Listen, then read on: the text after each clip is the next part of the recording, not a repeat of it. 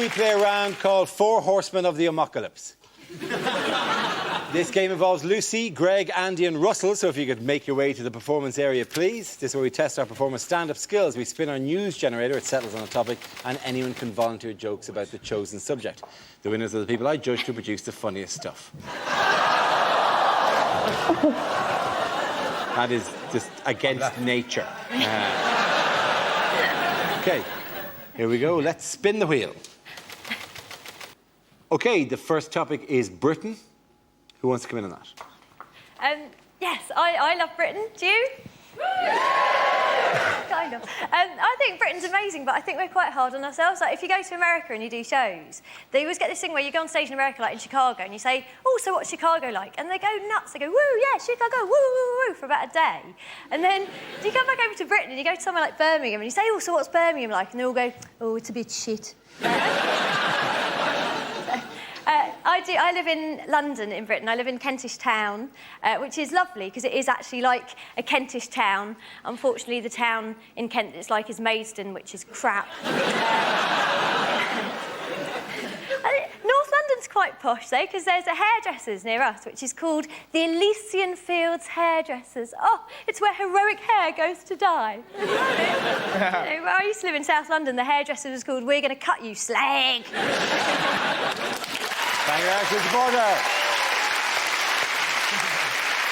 OK, let's spin the wheel again.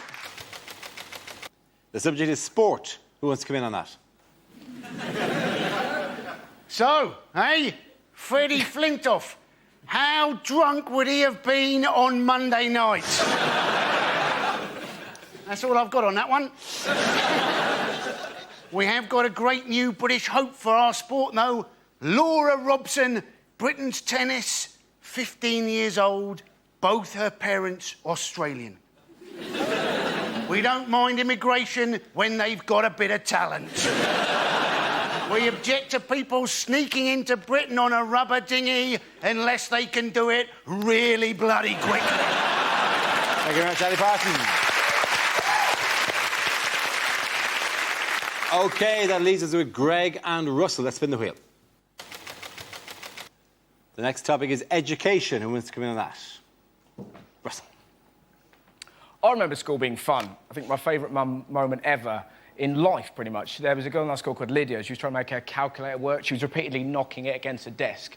And after about an hour, our teacher went, Lydia! How would you like it if I banged you against the desk?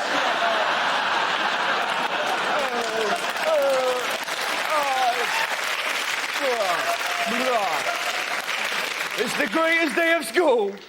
But now it's more sinister, isn't it? Like, they're now talking about teaching 5-year-olds sex education. Of course, people are very angry. It's disgusting! It's too much! Like, calm down. Not going to teach them technique. Right, this is how I like to do it, kids. That's right. Kids aren't going to run home, put dolls around a toy car and go, look, Mum, they're dogging, they're dogging. It's going to be some poor teacher trying to talk to 5-year-olds about love. Can you imagine a harder job? Hello, children. I'm here to teach you about love. Good luck with that, mate. I'm off to lick that tree. Thank you very much, Russell. OK, Greg, let's see what topic you've been left with. Let's spin the wheel.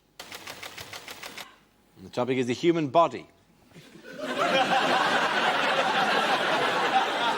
I have to tell you that being a tall man in this country is tedious, ladies and gentlemen. Tedious, because in small towns throughout the country, there are a series of jokes prepared by the locals on our behalf. I'll be walking innocently into a local pub or down the street, and I'll get several jokes. One of the jokes might be this. Just to give you an example of the level we're talking about. Another joke might be, what's the weather like up there? It's freezing. There's a massive climate change in this amount of space here. You toothless buffoon. And probably the most offensive example of this is genuine. I was at a cash point and there was a little old woman in front of me at the cash point tapping away with her claws. And I'm sorry, I'm just quite angry about this. And when she'd finished, bless her heart, she turned around and she hadn't seen me. She turned around and she went like this. Oh! Not that sexually. She said, oh! And then with no hint of irony at all, she asked me this question. Would you like a job at my house, changing light bulbs?